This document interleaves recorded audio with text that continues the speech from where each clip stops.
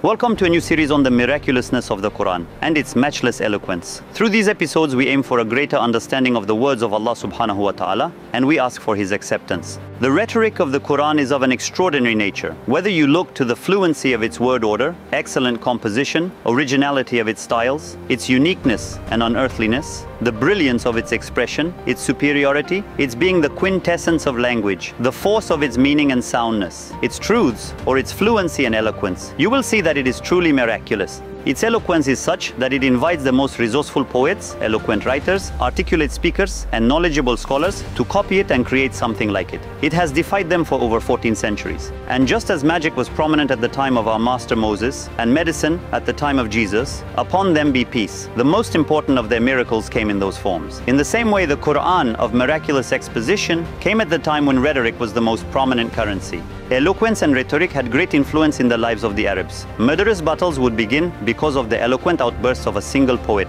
just as wars would lay down their burdens. In this atmosphere, the Qur'an challenged the eloquent Arabs of that time to produce a chapter as short as its shortest. It challenged them with addresses such as, if you are in doubt concerning the revelation that we have sent down on our servant, then produce a single surah the like of it. If it had been possible to produce the like of it, is it conceivable that they would have chosen the more dangerous and difficult way of war?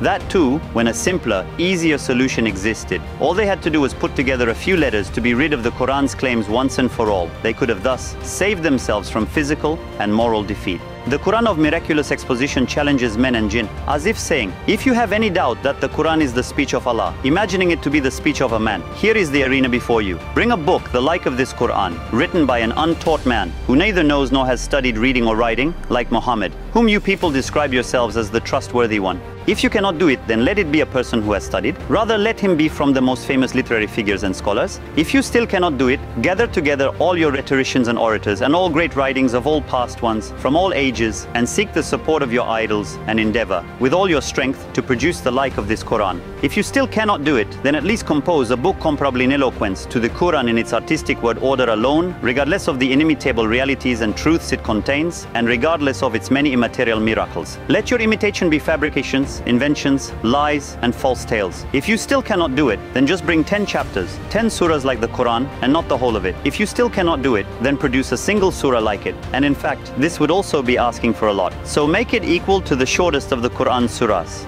You cannot do it, and never will you be able to, even though you are in the most dire need of doing so, for your honor, good repute, pride, religion, tribal identity, dignity, souls, property, and your lives in this world and the next cannot be salved except if you produce the like of this short surah. Thus will your souls and property perish, and you will be left without pride, without honor, religion, and dignity, wallowing in humiliation. And since you have already understood your inability to imitate the Qur'an, and have chosen the path of war instead of producing something like it, and have failed in all these challenges, there is no doubt that you must admit, to the number of times of your failures, that the Qur'an is a miracle and that it is the word of Allah Almighty. Wa alaykum as-salam wa rahmatullahi wa barakatuhu.